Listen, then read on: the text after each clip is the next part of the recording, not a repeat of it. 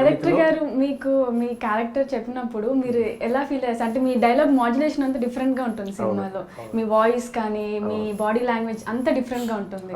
So అది మీరు మీతో ఎమోట్ చేసుకున్నా లేదా డైరెక్టర్ గారు చెప్పారు అలాగా వాయిస్ అలాగా? మొత్తం డైరెక్టర్ గారు ఏ సినిమాకైనా నేను ఎంతవరకు చేసిందని అలాగే ఇది కూడా డైరెక్టర్ గారు నాకు క్యారెక్టర్ ఫస్ట్ నాకు చెప్తున్నప్పుడు చాలా ఎక్సైట్ అయిపోయాను.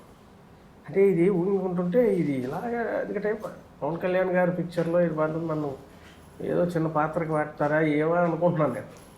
బట్ ఆయన చెప్తున్నప్పుడే నేను అలా ఉండిపోయింది ఆ పాత్ర మీద. వేరే షూటింగ్ చేస్తున్నా బా ఇలాంటి అవకాశం వచ్చిందే మనకి పాత్ర, ఇది ఇంతవరకు చేయలేదు ఈ టైప్.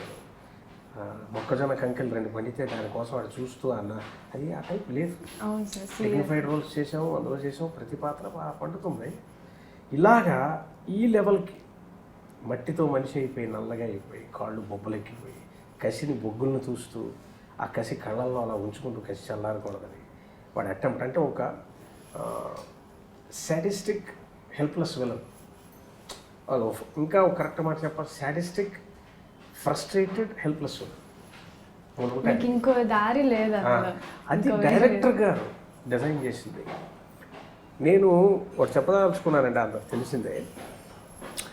మనం మొదట జన్మ పుడతాం. సినిమా వాడికి ఎస్పెషల్లీ నటుడికి, కళాకారుడికి, నటుడికి డైరెక్టర్ కానీ రైటర్ కానీ ఊహలోంచి మళ్ళీ పుడతాం మనం.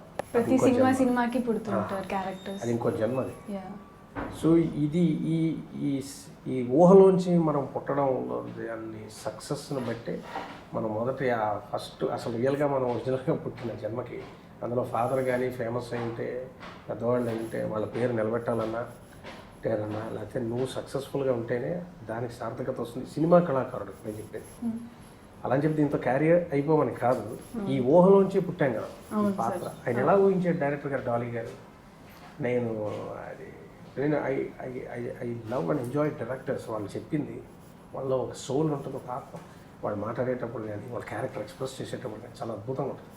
ఎందుకంటే వాళ్ళు ట్రావెల్ చేస్తారు కథతో, వాళ్ళు ఆలోచిస్తారు ఇది క్యారీ చేస్తాడా లేదా, ఏమవుతుంది అని. వాళ్ళకి ఎన్నో లక్ష ప్రెషర్స్ ఉంటాయి. దాని మధ్యలోంచి పుట్టిన ఊహని దాన్ని కరెక్ట్గా డైరెక్ట్ చేసి ఛానలైజ్ చేసి దాన్ని చేయగలగాలి. వీటన్నిటి మధ్య మనం సక్సెస్ఫుల్గా చేసి వచ్చి అది సరైన ఇలాంటి పవన్ కళ్యాణ్ గారి మొదలే ఎదలో నీ ఊహలే కదిలే కదిలే కదిలే నీ వైపుకి అడుగులే అరిరే జతగా కుదిరే మన ఇద్దరి అల్లరే భానుమతి భానుమతి భానుమతి నిన్ను